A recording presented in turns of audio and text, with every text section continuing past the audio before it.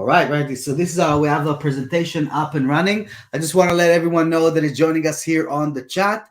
If you have any questions for Raitis, any questions around Visual Composer, any questions around the rise of no code and low code web creation, feel free to drop them in the chat, and I'm gonna bring those questions after the presentation during our Q&A session. So over to you, Raitis. The stage is yours, man. Hey, cool. Thanks, Vito. And yeah, first of all, again, I'm Raitis from Visual Composer. Uh, the Vito is already gone somewhere, but just want to say I'm thanks here. to Vito. Hey, cool. Just want to say thanks to you, Vito, and all the Ethereum team for doing that amazing job. Like Thank you. making the conference happen. It's a tough thing, to handle, and you're doing that several years in a row. And yeah, Thank you. I appreciate it. And also, I want to thank you and the Visual Composer team, Philip and Michael, for supporting the event this year. After the session, we're going to be hanging out at the booth a little bit.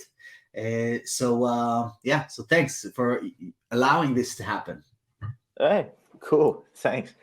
Yeah, so there are many different topics that we can learn, from each other during the conference, and some of them are really controversial. And I consider the no code and low code topic also to be a bit controversial. As you know, there are usually two strong sides, people that really love no code and low code, and then there are people that just say no, there is no way.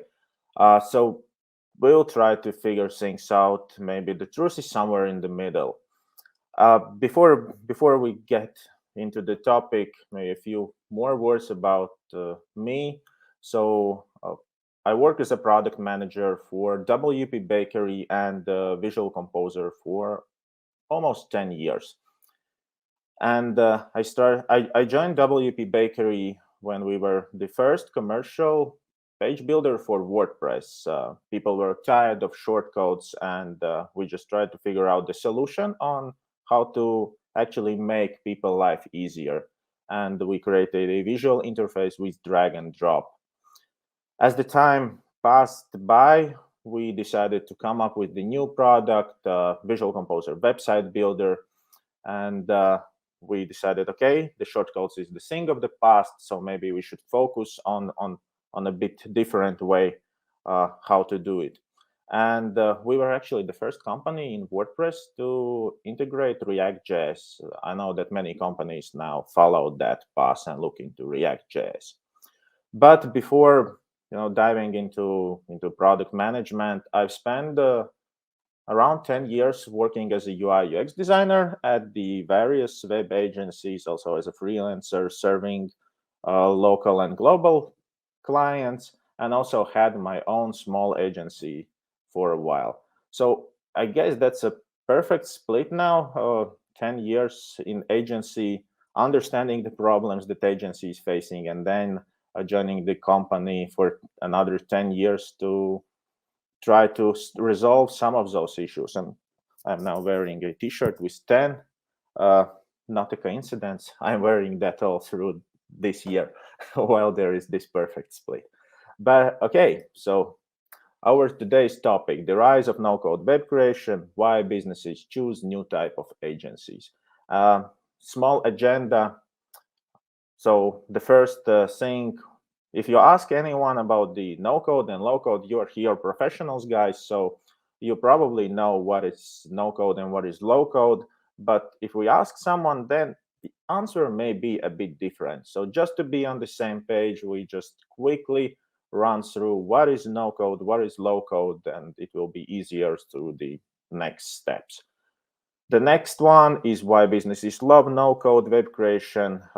Here I will refer, and during all my talk, I will refer a lot on the Gartner's research. So they prepared a nice report on no-code and low-code, and I consider Gartner to be very legit resource, and they are addressing many things that are there within the community and some really interesting numbers out there. Next one is, of course, addressing elephant in the room. So why agencies are afraid of no code and low code solutions. There are plenty of biases, so we will together go through the most popular ones and see if there is something that you should really fear, or maybe you can overcome those fears. And the last part, where are the business opportunities? So when we will understand that there are no things to be afraid of, we'll just see where are the business opportunities for your agencies, for you as a web creator, as a freelancer. Okay, so I would like to start with Gartner, as I mentioned previously, with some information from the Gartner report that 70% of new websites will be using no-code and low-code technologies by 2025, and it's a huge number. So 2 out of 3 websites will actually use some kind of the website builders, and for those agencies, for those web developers that are not yet into no code and low code solution, that's already a strong trigger to reconsider that, because you may miss out on a lot of business opportunities there. A lot of projects may just pass by you because people are relying on the no code and low code solution. At the same time, you see, there are those 30% where there is a custom code. And is it really bad that people do the projects based on the custom code? Not really, because any website builder, it's not a magic wand. So there are still things that can't be made using website builders. And if again we talk about those 2 parties, that the one that is saying that, hey, we should use website builders, we are always using website builders, and another party, we are not using website builders, we just do the custom code. So the truth is somewhere in the middle. There can be specific requirements, some agreements, the scale of the project, complexity. So a lot of different things that can restrict you from using low code or no code solution. So here it is up to you to look into the specification of the project, of the requirements, and see where the low code or no code is applicable, or where maybe you should stick to the custom development. So that's up to you to decide. Okay, so I mentioned no code and low code several times, and let's just quickly run through the definition. I found one, and it sounds pretty simple to me. So the no-code platforms allow users to create websites wholly based on visual interface and drag and drop. Pretty clear, not much to explain there. And as you can guess, the low-code is the mix of visual interface, drag and drop, and a bit of a custom coding. And of course, both of those type of platforms allows making websites and software solutions really easy. On the right side, you can actually see several no-code and low-code examples. Some are specific for web development, and some are related. For example, MailChimp is a no-code solution, and because you can make automation, email automation there. And that's something that marketing people are really using. And so you use visual interface actually to build those automations. And if you go after the custom code, so you have to develop all this flow on your own. Another example, Google Data Studio. Those of you who know that, that's a tool where you can aggregate information from various sources and work with that data, manipulate, create dashboards, and these kind of things. And that's a low-code solution, because for some data manipulation, you may need to write some custom queries, and that's where you mix, the visual part of the tool together with your own a bit of a coding. And then there are plenty of website builders: Webflow, Editor X, Visual Composer. And if we talk specifically about the website builders, then they can be both. So they can be no code and low code. And mainly it depends on how you are using those tools. If you are using just visual interface, drag and drop content elements, then that's a no-code solution for you. Maybe you're not skilled enough to use to write any custom code, so you're just using no-code solution. But if you add just something, if there are options to work with the custom code, then it's a low-code solution. And I myself prefer low code because especially for you guys, agency people, it's obvious that you mix things. You take the best from the website builders, the option to create structure or anything else, some content elements, and then mix it with your own custom code to polish design and get to this unique result that you require for your projects. So, and if you are considering which website builder to choose for the project, if there is no option to actually add custom code, I would really suggest to reconsider that. So, in my opinion, a good website builder should be a low code solution rather than no code.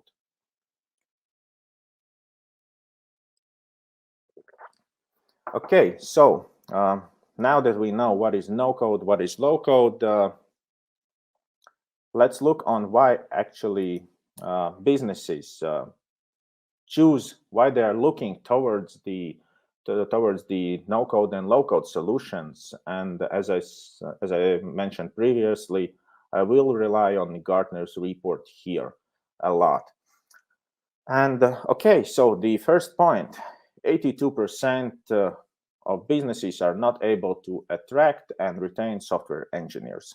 And that's a fact. We know the hiring of the software engineers and sometimes finding the right agency to work with is a tough job. And also, when you hire someone, then retaining software engineers is another uh, case where you have to spend a lot of resources, a lot of energy, and so on.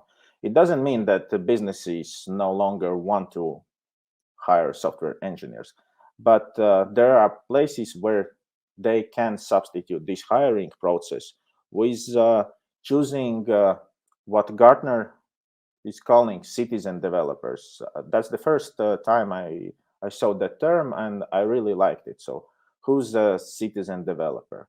Citizen developer is anyone that is skilled enough to work with the no code or low code solution. So, no code and low code is for everyone. And these people can be marketers, designers, managers, support team members, so you name it.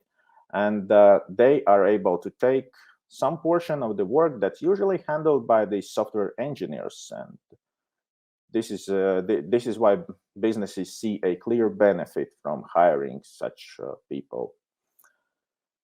And the next one, ability to extend and scale their web solutions. Businesses are growing and they constantly want some improvements. These can be some larger things, integration with some uh, CRM, for example, or introducing a completely new sales funnel, maybe adding some advanced extensions, or the smaller things that, for example, adding a new section to their site or updating the gallery or launching a B test. And here, no code and low code solutions, website builders come into play. There are plenty of ready to use modules that allow this process to be fast and also together with incorporating citizen developers within businesses, they are able to also do the things a lot faster. And when we talk about things doing a lot faster, actually no code and low code platforms can reduce the development time by 90%. And that's really crucial for business. So that's a speed to the market. For businesses, you can test your hypotheses a lot faster. You can sell things faster, your products, your services. And if you see some failures, you discover them a lot faster. So that's taking into account our, um, fast environment. This is really crucial for businesses. And before COVID, not that many businesses were online, and with the COVID in place, they wanted to get online pretty fast, so start to sell their products online. And this is where no code and low code can help a lot. And of course, if we talk about reducing development time, we can talk about reducing development costs. So these things come hand in hand. So less time to develop, less resources to spend. Uh, all businesses are also looking into how they can reduce their costs, because there are like two things. Of course, from one side, business is looking on how to earn more, and on the other hand, how to optimize their resources to spend less. And these are kind of really strong triggers why businesses actually look into no code and low code. So when they discover that these platforms can give them benefits of reducing time and reducing cost, they want to jump into that and are looking for such opportunities. And Gartner actually predicts that half of the no code and low code clients will come outside the IT by 2025. And here, when I shared that data, usually a lot of people that are suspicious about the no code and low code solution are telling me that, hey, but no code and low code wants to put agencies out of the business. I can't agree with this one, because as agency owners, web developers, web creators, professionals, you know that website development is not just using the website builder. It's just a part of it. There is a process in place, design, understanding structure, SEO, basically a lot of skills. And businesses really need agencies to actually show them how to properly use no code and low code and assist in these processes. Um, at the same time, like, we know that businesses want no code and low code solution. There is interesting data that only 47% of the web agencies, not half of almost half, yes, almost half of web agencies offering to work with the no code and low code solution. So there is a huge demand from the business perspective. So but only half of the agencies are actually offering people to like their clients to work with the no code and low code. And there is an interesting thing that only 12% from all the businesses that purchase no code or low code solution are actually using them. For the rest, the license, the product is somewhere there in the shelf. And that's a problem, because they see the benefits, they purchase the solution, but they are not able to completely use it. They are not able to benefit from it. And this is where they are looking for the agencies that can really help them to properly integrate that into their ecosystem. So half of the agencies are not offering that service, and the businesses struggle to find those agencies that can help them with that. So why so? Why are half of the agencies not really offering no code and low code development platforms for their customers? We are getting to the part when I call this part web agencies no code love and hate relationship. So we talk about the hate first, and then we will talk about the love. If you Google why developers don't like page builders, there are plenty of biases out there, like hundreds and thousands of topics. and also they are covered within Gartner. So we will go through and see what are the main issues, what are the main concerns, and see if they are legit, or maybe there is another point of view on some of them. Okay, so 37% of the organizations are concerned about the locking. And I have heard that a lot myself. If I'm using a certain website builder, then I'm locked with that website builder and there is no way out. I will have to redo everything if I want to migrate. And that's completely true. Like if you are using a certain website builder, then you're locked in with that website builder. But at the same time, if you are using JavaScript to develop website, you are locked in with JavaScript. So that's terrible. And with the PHP, the same thing. So you started to work with the PHP, you're probably locked in with the PHP on that project. And if not, you will have to redo things. And if we talk about the custom solutions, you're also locked in with the custom solution. And of course, but that's my custom solution, and so on. So it's good. But from the customer perspective, from the business perspective, there is a bad thing that if the business decides to change the vendor, the agency, they are pretty much locked in.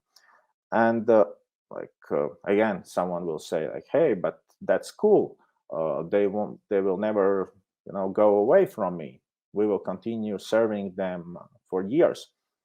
But also for you, there is a risk. If you're, for example, your senior or lead developer leaves the company,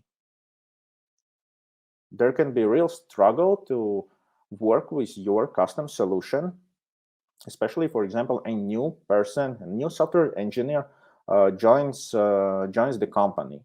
So it will take a lot more time for that person to learn how to work with your custom solution.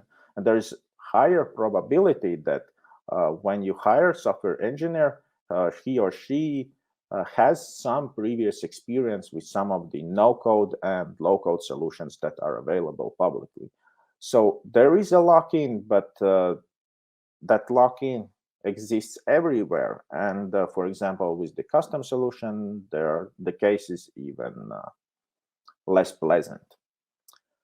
Okay, so the next one, 5% of the low-code solution users believe that it's clunky. So there are issues, there are bugs, and so on.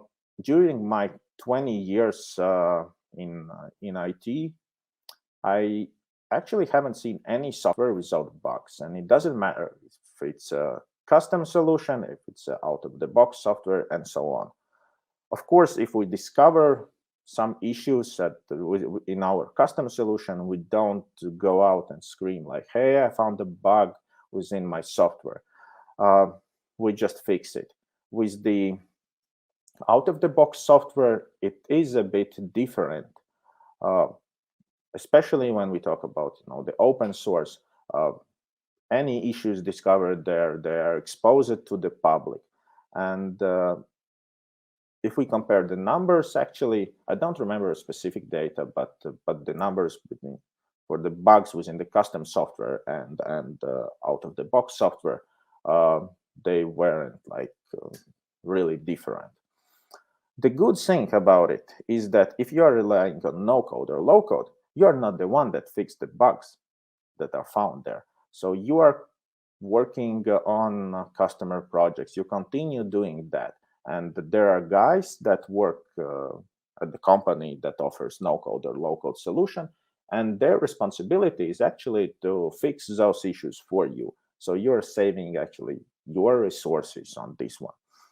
The only thing that I want to stress out is, of course, when an agency decides to choose one or several website builders or other no-code or low-code solution that they want to integrate into their tech stack, you need to do some investigation. Check how often software is getting updates, how good their support is. Because, of course, if If there are no enough updates, if the support quality is bad, then you may suffer from those issues not getting fixed.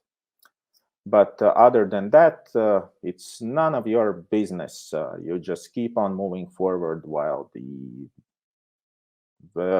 providers of the software will fix things for you. Okay, moving on next, 25% of organizations are concerned about the scalability and performance.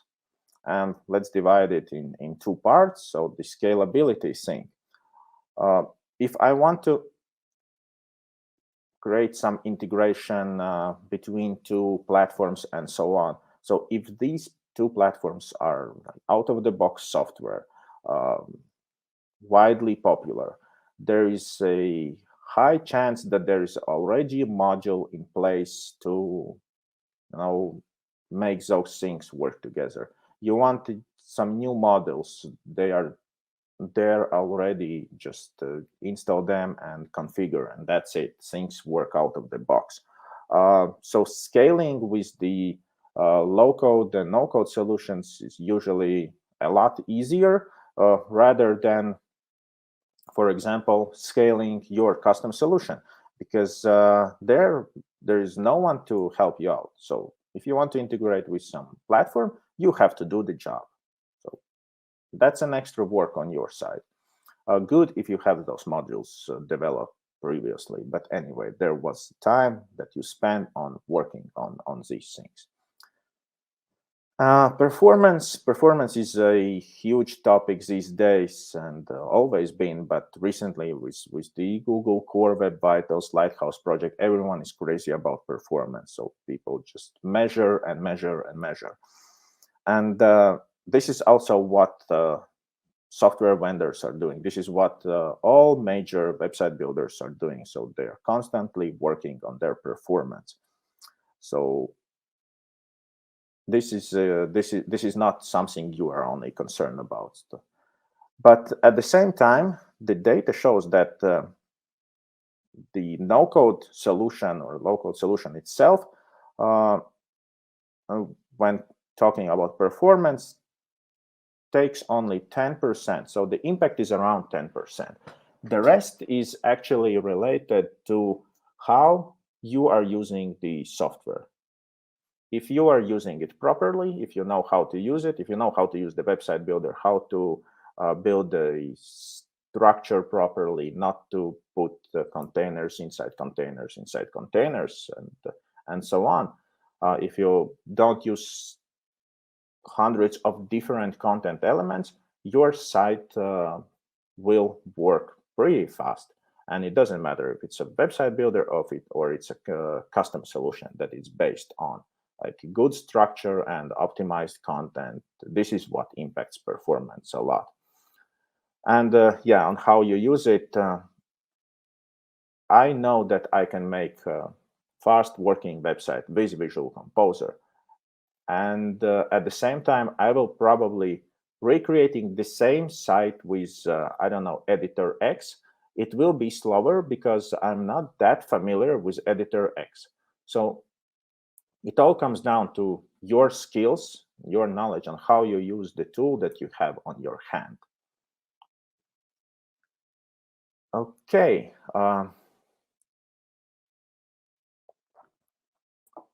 Next thing. 32% of organizations don't believe they can build the website they need. And this is what we already talked before. This is why I prefer low-code solutions rather than no-code. If there is something you cannot build using the website builder, you can always extend it with the custom code, or you can polish things using custom CSS, add custom JavaScript. So there are now no real restrictions to that. So again, you should use the core features of the website builders, of the no-code and low-code solutions, the best things that you can take from them. And then if you need some extra, you can always add it on your own. And that's not a problem.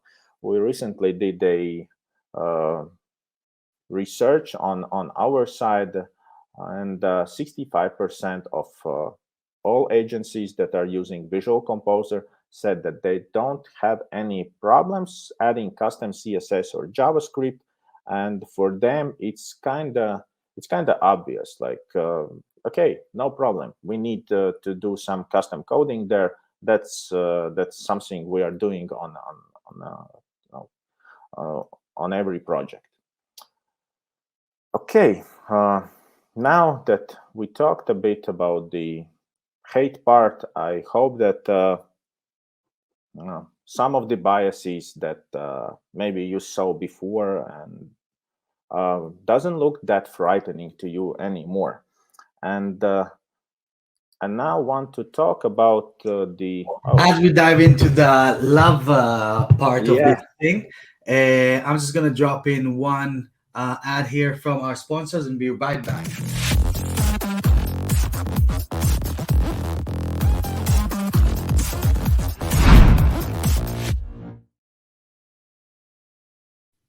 Okay, very interesting so far, Raitis.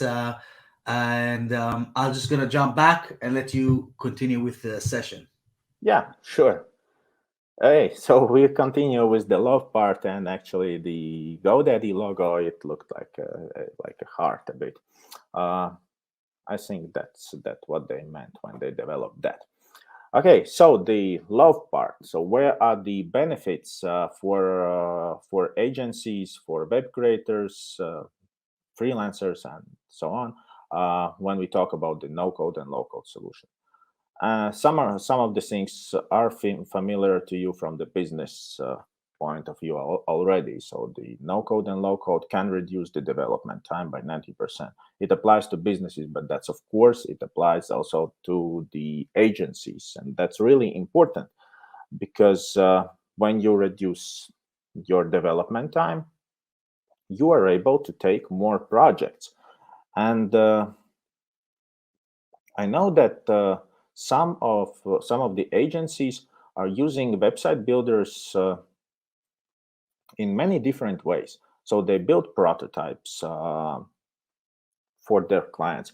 They pitch projects to their clients, sitting together with the client and showing things within the website builder. And I heard that the impact that such approach creates for the clients is a lot higher rather than showing the wireframe. It's static images and so on. So there are many different ways on how to incorporate no code and low code solutions and reduce some development time.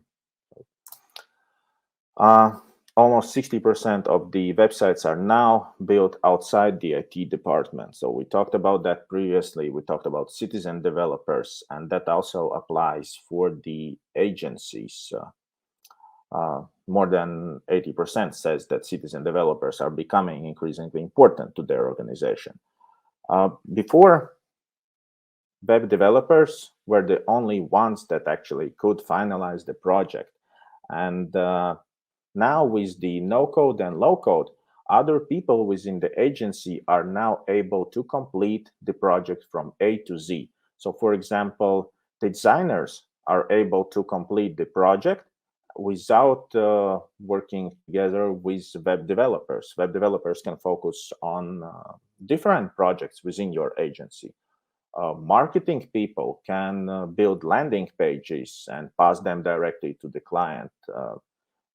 They can update content, they can run A/B experiments, and many other things that before were daily performed by the software engineers of your agency. So this is an opportunity to kind of rebuild a bit of your workflow on how your agency operates and who can deliver projects to your clients. We also did a case study recently with Michael Bellina from Migman Media, and he actually admitted that no code, low code, Visual Composer in that case allows his agency to deliver projects at least 30% faster. So he also admitted that, hey, that allows me to take more projects for my agency, and basically that all creates additional revenue. Another interesting thing is that 72% of IT leaders now said that backlog prevents them from working on strategic projects, and that's really interesting because a lot of software engineers within the agencies that are not using no code and low code are doing those routine tasks that we mentioned previously.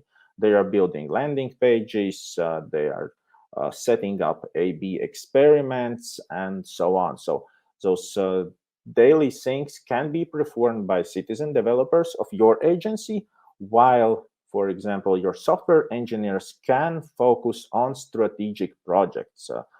Maybe working on some product within your agency. I know that Ethereum actually is a real case. We recently talked with Vito, and he mentioned that they were actively using WP Bakery Page Builder when they were creating sites for their clients. And at some point, they came to the product. Now everyone knows Ethereum, so they have awesome product in place. And I really hope that WP Bakery played a role there. So some of the things were handled by maybe other people within the team, and the time of development was reduced. So Ethereum team could focus on building their product. At the same time, for example, if we talk about Visual Composer, our support team recently overtook the support and the help center management. So they built it from ground up. They decided on the structure, design, content, everything. So no software engineers were actually involved in that process. So the same happening in marketing. VisualComposer.com is fully operated by the marketing team. And this allows our software engineers to focus on the strategic things to develop Visual Composer, spend more time on working with the product rather than adjusting some things here and there because of the demand from other departments. And there is a data from McKinsey report that companies that incorporate no code and low code actually score 33% higher in the innovation rate. So that's that kind of supports everything we talked about here, that other people can do some routine work within your agency while your agency can strive for some innovations, products, and these kind of things. And of course, let's talk about the money on the table. Market size. It was 6.9 billion in 2021, going to be 14.3 by 2026, and some people are saying that it's going 10x in 10 years. So there is a lot of money on the table, and you as an agency definitely want to grab a piece of cake of that. But if you are not changing the way how you're working, then then there is no real opportunity. So if you are, for example, delivering 10 projects per year and you are not changing anything, then after 10 years you will still deliver those 10 projects. Of course, there are two opportunities here. The first one is hiring. Like, you can hire more software engineers and deliver more projects. But at the same time, you should think about optimizing processes, how to reduce time to develop, and how maybe to delegate some things outside your software engineer department, software engineer team.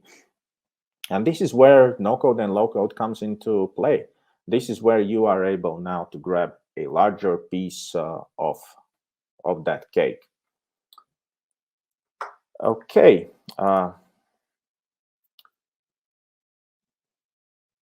If if we look on all those opportunities on the saving, on the speed, and so on, no code and low code can become your unfair advantage. So half of the agencies are not looking into that direction yet.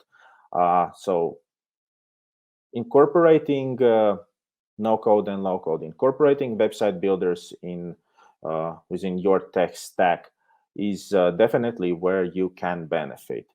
But at the very beginning, I mentioned that it all comes down to how you use it. So if you use it properly, then you can really do great things.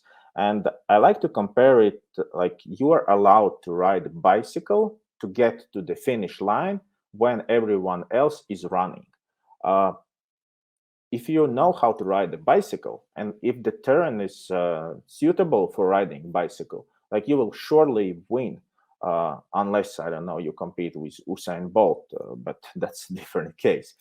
So that's a real unfair advantage. But if you don't know how to ride a bicycle, or you choose to ride a bicycle on the terrain that doesn't fit it, then you will lose. And I saw many people then complaining that that's the bicycle's fault, that hey, I couldn't get to the finish line.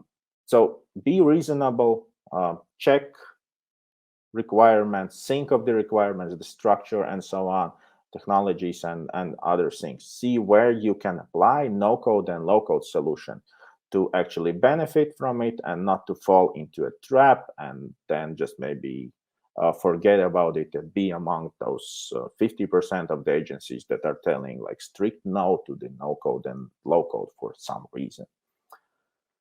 Uh, just to summarize things, so it all comes down for the agencies about the getting better results. So getting more money, in increasing your earnings, and how the low code can help you. So the first one is with the low code, you can deliver projects faster, and you reduce time to develop.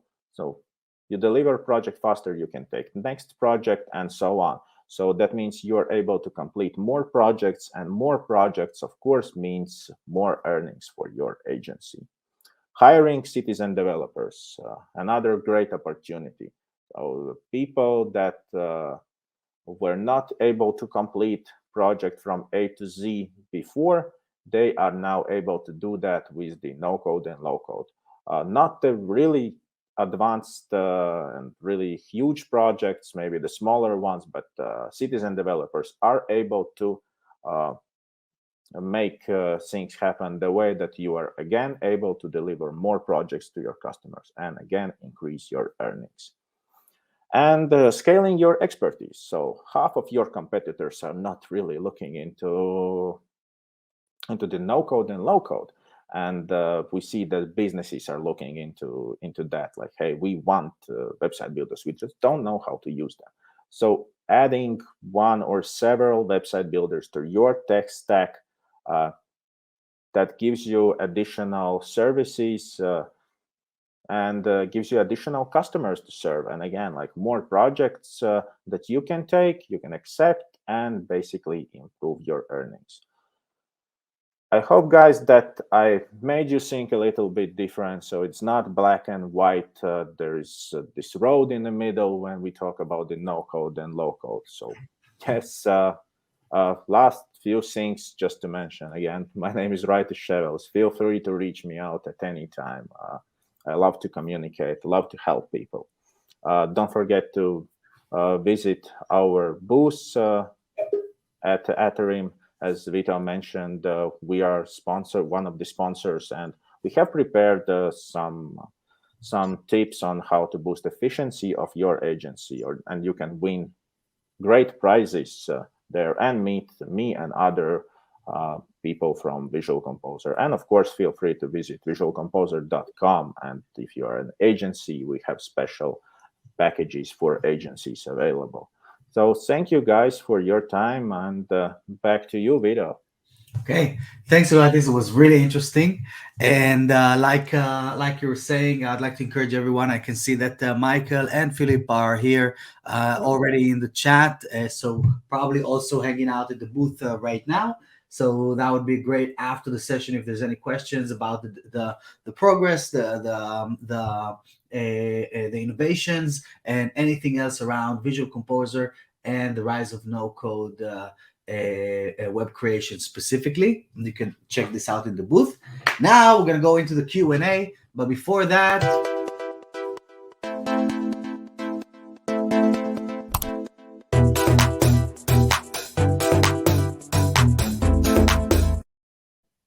all right, right. So I have a couple of questions here from the chat. Um, so there is a great question here from Maripan. I think it's Lax. Let me see. I think it's his surname here. Let me bring this over to the table here. Is Gutenberg competing with the current no-code options? So, what is your view around what's going on in WordPress in relations to Gutenberg at the moment? Really? It's- From the very first day, I was there in WordCamp US, Nashville, when the Gutenberg was announced. Like right after it was announced, everyone sitting just next to me like turned to me like, "Hey, what do you think?" Like it's like, is it competing? Uh, yes and no.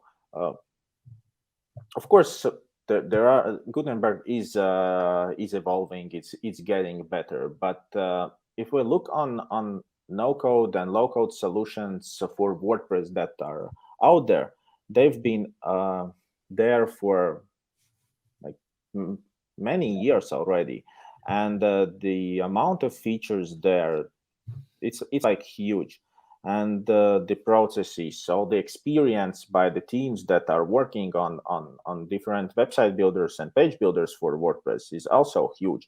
So at this point, we're still, if we talk about Gutenberg, I heard that a lot of times, like, hey, I want to try Gutenberg, but it's probably not that not a good fit uh, for huge projects. But again, just what I said in the presentation, it all comes down to how you're using the tool. If you know how to perfectly use Gutenberg, you can definitely benefit from it. So and I think that for, I don't know about the clients, but for the all the businesses within the website builder field, uh, Gutenberg was a great push, because like, okay, there is additional motivation to move faster and deliver more things. Right. Just kind of like adds a bit of fire to every page builder that is out there, right?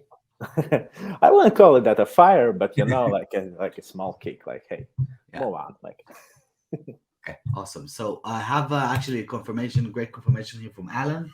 I'm already building no-code sites as I'm a designer and not a developer, although with some HTML, CSS skills. So that's exactly the low code that you were talking about, right? yeah, So it's really good to hear this info. And I love that because that was my background as well at the agency. And then, right, the same question from Martin here. So let me bring this one here. And okay, so there's not much like there's a character limit, but I'm gonna read it from here. So Martin is responding to Lax's question. Yes, I have the same question. Full site editing is very user friendly for clients, especially if paired with custom blocks that allow just content editing, not styling. I'm seriously considering switching, but I'm not, or setting up custom fields. But setting up custom fields is time consuming and all those kind of things. So the I think that as you mentioned there, right, is I was kind of there when you guys first started with what is now WP Bakery, but with the or I guess that the question is what's next? What's the future of these tools? What's the future of Visual Composer in this new landscape that is evolving?